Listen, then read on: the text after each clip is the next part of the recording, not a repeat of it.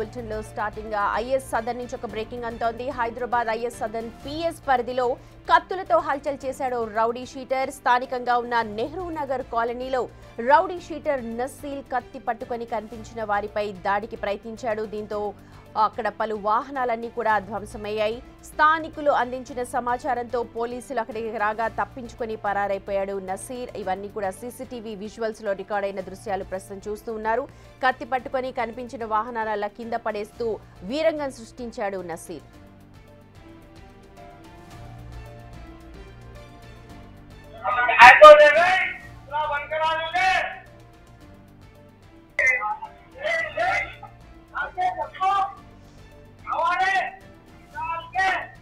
ప్రస్తుతం మనం చూస్తున్నాం హైదరాబాద్ ఐఎస్ సదన్ పిఎస్ పరిధిలో రౌడీ షీటర్ హల్చల్ చేస్తున్న దృశ్యాలు ఇవన్నీ కూడా అక్కడ ఏర్పాటు చేసిన ఓ సీసీటీవీలో రికార్డ్ అయ్యాయి. నెహ్రూ నగర్ కాలనీలో కత్తి పట్టుకొని ప్రజలపై వెళ్లాడు నసీర్ అనే రౌడీ షీటర్. దీంతో ఒక్కసారిగా భయభ్రాంతులకు గురయ్యారు వారంతా కూడా. వెంటనే పోలీసులకు సమాచారం అందించారు. పోలీసులు వస్తున్నారన్న సమాచారం తెలుసుకుని రౌడీ షీటర్ నసీర్ అయితే పరారయ్యాడు. ప్రస్తుతం అతని వేటలో ఉన్నారు పోలీసులు. కనిపించిన వాహనాన్ని కనిపించిన వ్యక్తులపై కత్తితో దాడి చేయడానికి ప్రయత్నించాడు నసీర్.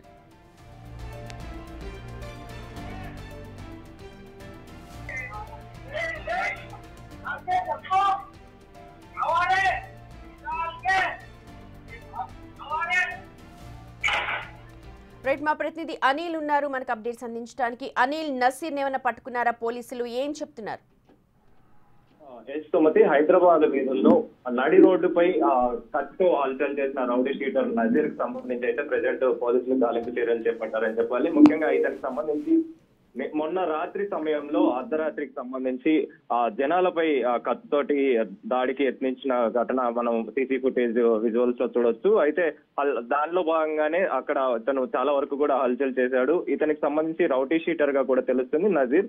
ఇతను ఐఎస్ సదన్ పోలీస్ స్టేషన్ పరిధిలో అక్కడే ఉన్నటువంటి వ్యక్తులపైకి దాడికి పాల్పడుతూ అదేవిధంగా అక్కడ ఉన్న బండ్లన్నింటినీ కూడా కింద పడేసుకుంటూ దాడికి యత్నించిన ఆ విజువల్స్ అయితే మనం సీసీ ఫుటేజ్ లో చూడొచ్చు. ఇందులో భాగంగానే స్థానికులు ఒక్కసారిగా భయభ్రాంతులకు గురైన వెంటనే స్థానికులు పోలీసులకైతే సమాచారం ఇచ్చారు. పోలీసులకు సమాచారం ఇచ్చిన వెంటనే పోలీసులు ఘటన స్థలానికి చేరుకున్నారు. అక్కడ ఎక్కడైతే ఇతను దాడికి యత్నించాడో, కత్తితోటి హల్చల్ చేశాడో అక్కడికి వెళ్ళగానే అతను పోలీసులు చూసి పరారైనట్టుగా కూడా తెలుస్తుంది. ప్రెసెంట్ అయితే అతని కోసం గాలింపు చర్యలు అయితే చేపట్టారు. అయితే ఈ నజీర్ అనే రౌడీ షీటర్ చాలా కాలంగా కూడా ఇదే విషయంలో ఈ విధంగా వ్యవహరించేవాడని చెప్పేసి అందులో భాగంగానే ఇతనికి సంబంధించి ఇతని పైన కేసులు కూడా ఉన్నాయి. అయితే ప్రస్తుతం ఇతనికి సంబంధించి అక్కడ ఎందుకని రావడం జరిగింది, రావాల్సిన అవసరం ఏమొచ్చింది, ఎందుకని ఈ విధంగా దాడికి పాల్పొంటాడని చెప్పేసి కూడా పోలీసులు దర్యాప్తులో భాగంగా అయితే కేసు నమోదు చేసుకొని అతని కోసం గాలింపు చర్యలు అయితే చేపట్టారని చెప్పాలి. ముఖ్యంగా అక్కడ ఆ సమయంలో ఎవరి మీద దాడి చేసినా కూడా, అంటే అక్కడ ఉన్న వాళ్ళపైన దాడికి ప్రయత్నించిన సమయంలో ఎవరికైతే గాయాలు కాలేదు. కానీ ఒక్కసారిగా ఆ కత్తితోటి అందరిపైన దాడికి యత్నించడం తోటి అదేవిధంగా అక్కడ ఉన్న బండ్లన్నింటినీ కూడా కిందకి పడేస్తూ దాడికి పాల్పడ్డాడు. కాబట్టి ఒకసారిగా స్థానికులు అయితే భయభ్రాంతులకు గురయ్యారని చెప్పాలి.